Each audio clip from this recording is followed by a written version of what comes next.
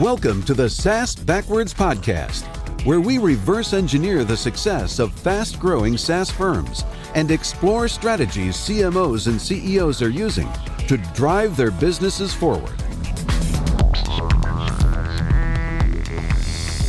Welcome to SaaS Backwards, a podcast that helps SaaS CEOs and CMOs to accelerate growth and enhance profitability. Our guest today is Alex Grace, founder and CEO of Velocity Sales Consultant, and he's previously led sales at Union, ZocDoc, Fuda, and others. Hey, Alex, welcome to the podcast. It's good to be here. We met at a recent CRO roundtable, and the conversation was pretty lively and compelling, so hopefully we can bottle some of that up for this episode. But before we dig in, Alex, please tell our listeners about you, your background, and what you've been up to. Yeah, I always love these questions. Like, summarize your life in 5 minutes. Or less. Or less. What have I been up to? What do I do? I led sales orgs in multiple companies in the past. You mentioned a few of them, and had better part of 2 decades experience in sales leadership. It's been fun. I'm not really a one-trick pony. So I've done hospitality tech, MarTech, health tech.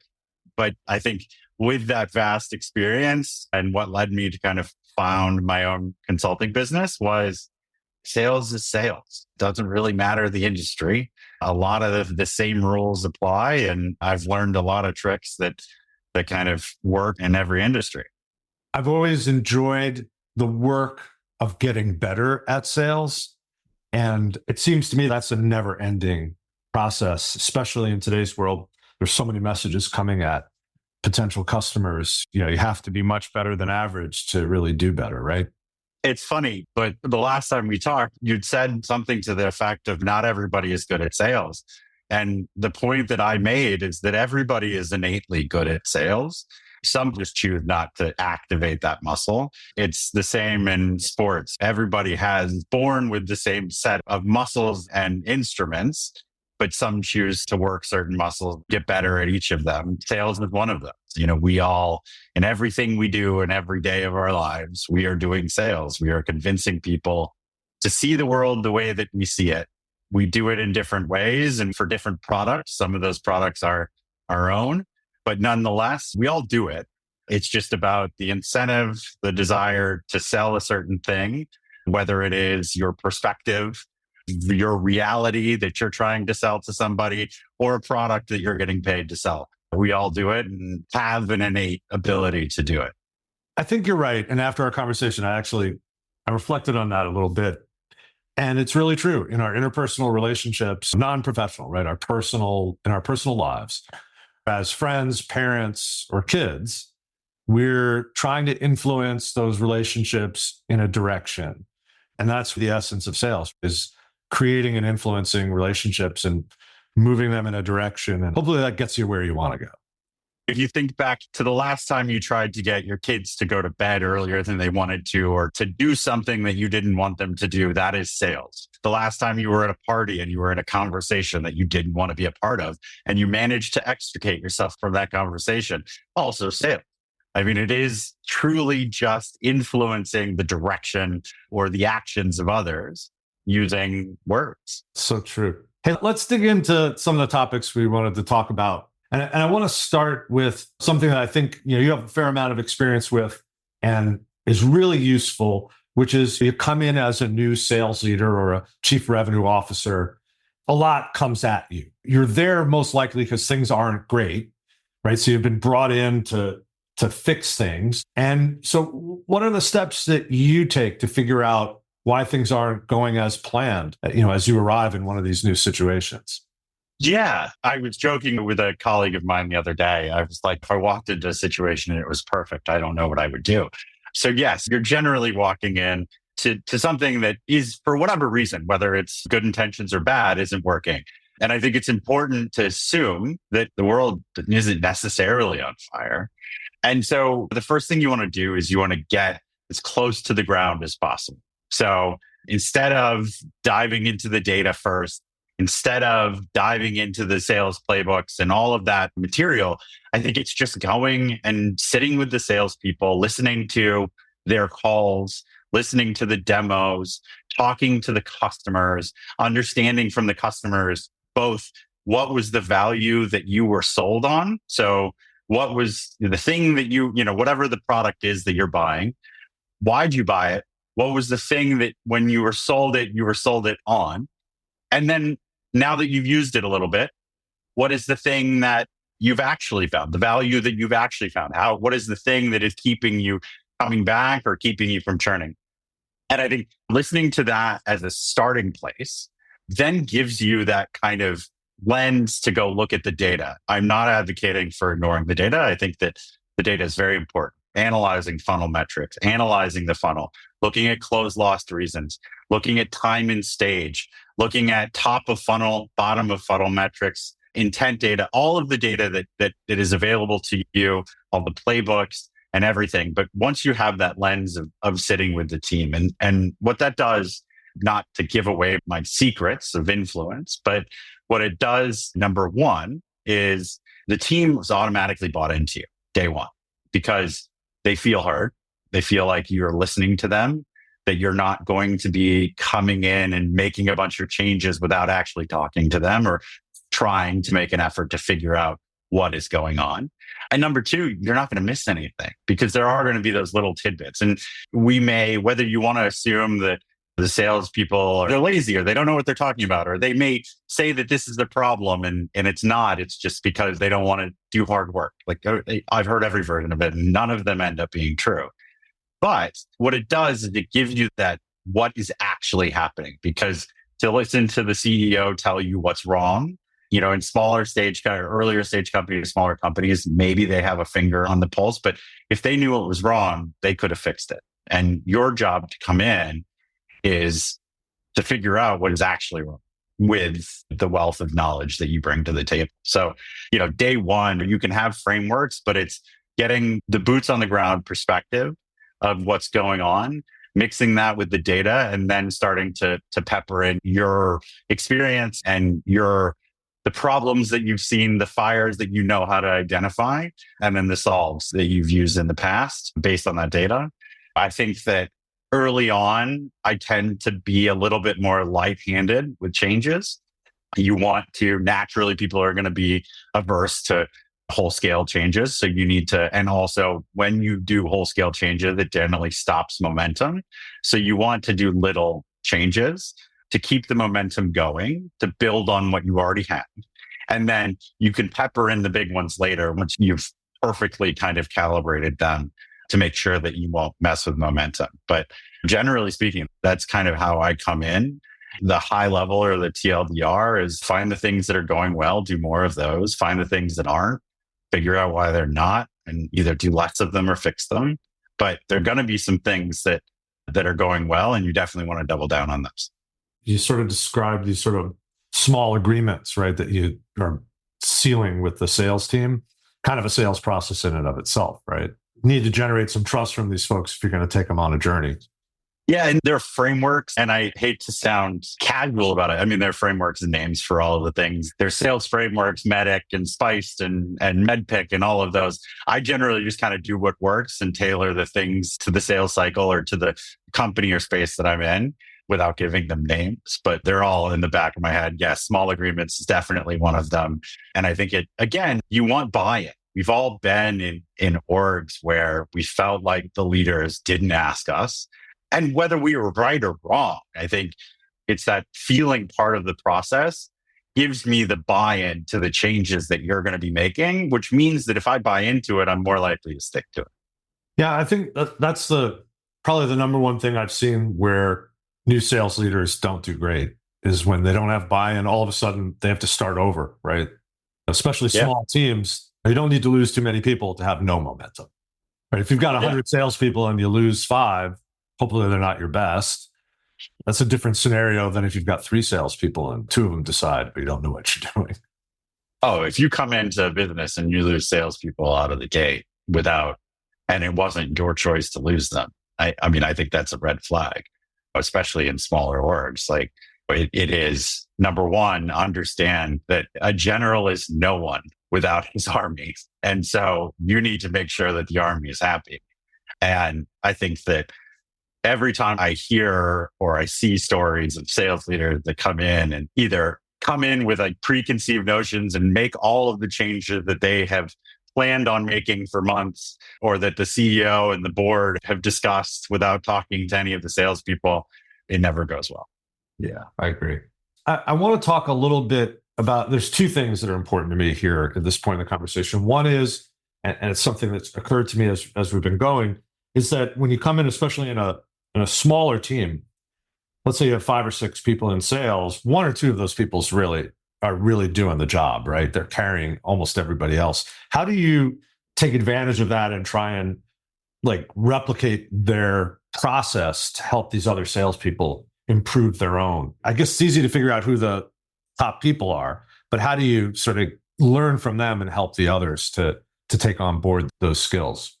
I've got so many examples of this happening in the past. I think, first of all, come in with no assumptions. Don't assume that everybody knows what your top salesperson's been doing and what's made them successful. And don't assume that they've told people accurately. I mean, I've come into situations recently at a company that I came into called Union. We had some great salespeople, and then, they never made new salespeople work. I mean, I think they went through 45 salespeople over the course of 5 or 6 years. And there were 3 that stuck that were really great. And the reality was there was no incentive for those 3 who were great to share what made them great, because it was survival. And when you come into that situation, it's tough because you're trying to pull out the thing that's kept them around and share it with other people to keep them around. But I think that the reality is it's sitting with those salespeople and understanding what are they doing differently. Whether it is, what are they doing differently from the prescribed sales book, or sales playbook? What is it that they're doing differently from the direction that all of the reps who aren't doing well, what is in their background or their profile or their experience in the past that has given them a leg up? I mean, when you come into a new business, big or small, the first thing that you should be doing in the back of your head is identifying that we have ideal customer profiles. You should have an ideal talent profile. What does good look like? So taking the pieces from all of your sales reps that are doing well, those that have ramped quickly, those that have come in and hit the ground running, and what does that talent profile look like? And so that's what you're building in talking to your top reps, is figuring out what's making them successful. What are they doing differently? And then that's going to influence who I hire in the future, how I train and onboard new hires, but also how I train the team that I have right now to be more successful. So how do I take the nuggets that person is using? And sometimes there is that like strategy or that thing that they're saying. Sometimes it's just personality, tenacity. It can be these like X factors that unfortunately aren't replicable. And you have to go out and find that in somebody. Generally speaking, again, it's having that ear to the ground. It's going on sales meetings, looking at their process, spend a day shadowing them, talk to them and say, hey, what are you doing differently? And sometimes they know and sometimes they don't, but it's taking all of that data and then spending time with the reps that aren't doing the same and figuring out why. It could also, by the way, be targeting. It could be book of business. I mean, the things that it could be are unfortunately vast and varied. And so it's about figuring out, where am I looking? I've found that the most successful salespeople are willing to share their craft, especially if there's some incentive. It could just be a psychological incentive. It doesn't have to be a monetary incentive. Just a little bit of recognition or a little extra care and feeding can go a long way to getting those people to share that kind of stuff.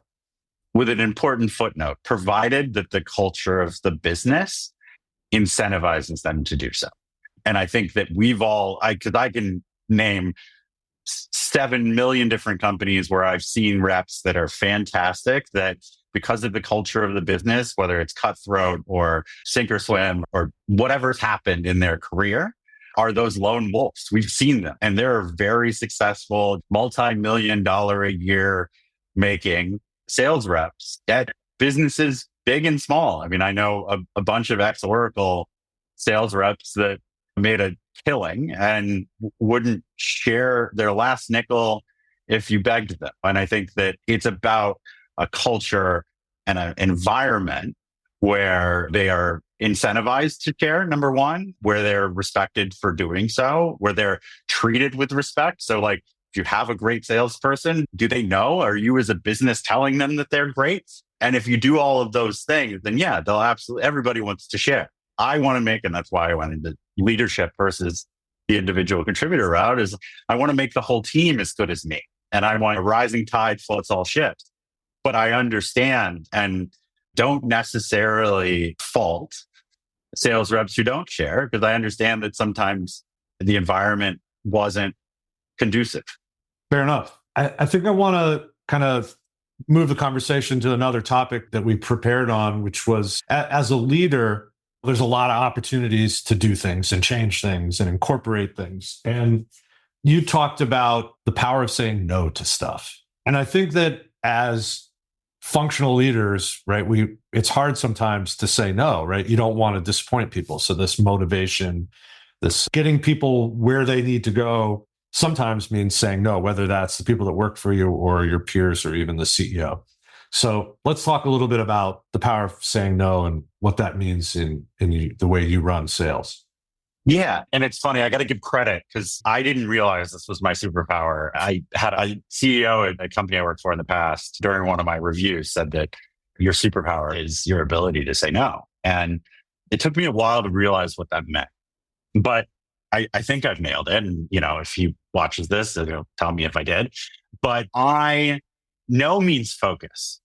Really what the power of saying no is the power of remaining committed to focus and not being distracted by shiny objects on the side of the road. I mean, we've all been in those situations where we're building out a sales motion or building out a sales team. And, there are going to be tons of things that are not outside of your ICP and outside of your lane, of the traditional customers you go out of that look attractive and you get distracted by them. An example I can give is when I was at Fuda.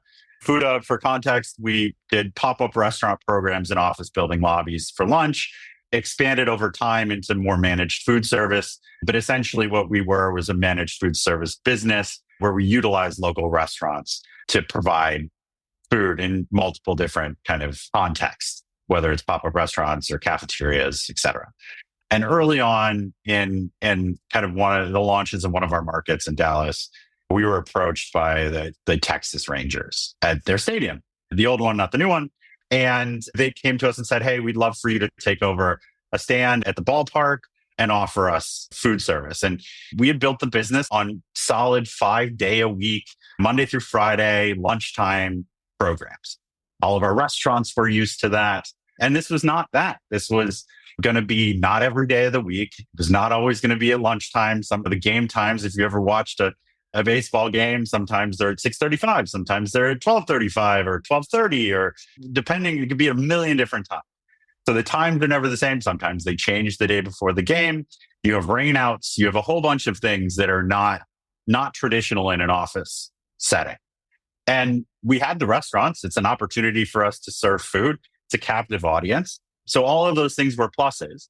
And then the kind of non-inconsistency of it were minuses. The financials, they wanted a massive kind of commission off of more than we were actually making.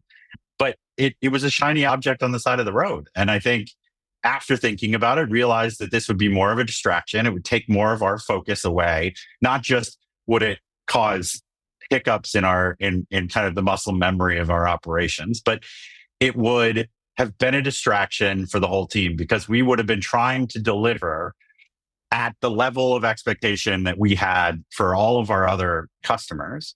And we just wouldn't. And we would probably be banging our head against the wall trying to solve that. And I think that we just said, it'll always be there. We can always come back to it later in life, but we have the things that won't be there are the things right in front of us. And we need to go get those. So I think focus is important. And focus is also important internally. I have always said as a sales leader, I'm not your best friend. You're not always going to love me. If you do always love me, then I'm not doing my job. I need to push the envelope. But you will know that everything I do with your best interests at heart. And if it ends up being something that negatively affects you, I will I promise you I will make changes quickly because that's not the goal. And that means I say no to things.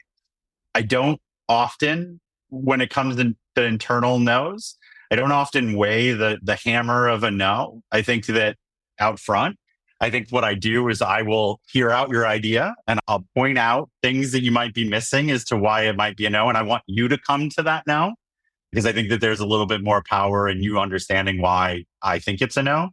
I've been wrong before, and sometimes we'll test those things out, even though I think they're not going to work out, and they do. And trust me, nobody's happier that I was wrong than me. But yeah, I think that you have to be willing to say no and not yes to everything. And you have to be willing to remain steadfast in that focus. Sounds like a way to go. I want to move on to another one too that was really cool. We talked about real trend in B2B SaaS, sales and marketing, kind of going back to the future a bit. And tried and true is actually what's working now, maybe what was always working. How is that playing out for you? How are you seeing that play out? Also, what I'm starting to realize is that while I'm not as old as I might look, there are probably going to be some people that listen to this that don't know what Back to the Future is as a movie, which is sad. I weep for the future. I don't know if you've seen the new Deadpool movie, but they're now calling the NSYNC Bye Bye Bye dance the Deadpool dance, and that makes me angry because it's the NSYNC dance, and it will always be the NSYNC dance. But nonetheless, no, I think that it's going back to the basics. I wouldn't call it back to the future. I would call it back to the basics. We have reached a place, which I want to clarify, it's been great, that there is tech to do everything in sales now. And I don't think that we're at a point where we can replace salespeople. Some people and some of the LinkedIn finger warriors seem to think that we will, but I think that we are going back to the basics. I'm old enough that my first sales job was a phone and a list, and you were calling and you were putting urgency on people to make decisions within 24 to 48 hours. You didn't have information. We were calling off of Hoover's list, which everyone who thinks that Zoom info is terrible, let me tell you, Hoover's was worse. The number of times you would call a number you got from Hoover's and they'd be like, oh, that person died 4 years ago. And you're like, great. Can you transfer me to who replaced them? Like, my condolences. And so there's nothing like a person is dead objection to try to overcome. But, I think that we're going back to the basics, meaning we have this encumbrance of tech tools. And what it's done is not necessarily made a salesperson's life easier. I talk to sales reps that have this fear of calling until they've done enough research to have something interesting to say. And I'm talking about when I used to do things like phone surfing, where you go and dial through an extension tree and you off dial the one different than their extension to try and get their direct phone. I mean, there are so many tricks in the trade that I think that we have from our early careers that are coming back. But generally speaking, I think it's back to a person business. We've, through email and through outreach and through all of these different tools, have come to a place where it's lost the personality of a salesperson. Everything that I say to you is something that I read on LinkedIn. Do you have 26 seconds to talk line? Everything that I send to you in an email has been overcrafted through AI or through different tools, through influence metrics and what's worked and what hasn't. And I think people are just craving talking to people. I mean, my opening line that has worked for the last 20 years on a cold call is, hey, how's your day going? And people are like, you know what? It's going good. How can I help? And then I've got you. Just, you don't hang up. You're not going to hang up. You'll hang up on an SDR that's using a line, but you're not going to hang up on a person that sounds like a person. And so I think that it's a good thing. We're going back to a more kind of personality driven, people forward sales motion. The nice thing is that for a while that was the norm, and all of these tools and email, et cetera, kind of made it less personal. And now you have to cut through that noise with personality again. And I think that it's a welcome change. It's boiling down to being creative again, right? Having personality, having a point of view. Yeah. And providing value. I mean, that's the other thing. Like, the number of times that people are like, well, I'm asking them to buy things without actually providing. No, provide value. Give them insights. Tell them something they don't know. a lot of the businesses I've worked for, like at Union as an example, like we had something like 3,000 bars that we worked with across the country. I am sure that there is data in that bar, like in that customer base, that we could be providing on a phone call, telling somebody something they don't know. Did you know that you priced your Bud Light $2 less than everyone in the area? Yeah. I mean, that's like the challenger sale idea, right? It's like, do some commercial teaching. Give me something I don't know. Give me a reason to want to pay attention to you in this overwhelming environment where things are coming at me everywhere, right? Phone, email.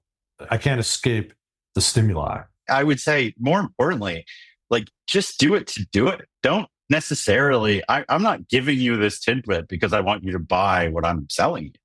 I think that I'm giving you this tidbit because I want you to see me as somebody that is of value, that can give you value. And then you buy from people that give you value, whether it's the thing I'm selling you or something down the road. Like we have a relationship because I am now a trusted advisor or a confidant or somebody that you view as having information or having knowledge that you listen to. Yeah, maybe that's an interesting thing for reps looking for their next gig. Look for the companies that are producing valuable insight, right? Because that's going to help you be successful. Otherwise, it's just smile dial, right? I want to move on to a topic that's really important to us, which I imagine is on your radar as well, which is sort of what KPIs matter. We're socializing the idea with our clients of meaningful conversations. We're like not the lead gen, MQL, SQL land, but are you having conversations that have some meaning with people you might someday want to do business with? We're looking at things like what percent of our ICP have some awareness of us, have engaged with us in some meaningful way, and then become pipeline. And they're admittedly kind of fuzzier numbers, but they feel more important. What's your take on that? I mean, it changes by business. I think that you want to keep, obviously, the top of funnel, the kind of leading and lagging indicators of activity. And I think that all of those are important. And it also depends on what you see as the smoke signals of the business. Like, what are the things that tell me that this person's more likely to buy? Is it that they looked at our website? Is it that they opened the collateral that I sent them? Is it that they confirm the phone call or the meeting? Is it that they forward stuff to other people? Is it like there are so many different indicators that we can track that tell me that this is likely to be, and it can be one or it can be a combination of a bunch. I saw the prompt about the meaningful conversations and I kind of chuckled because what it tells me is that you were tracking conversations and people were not accurately tracking what ones were meaningful or not.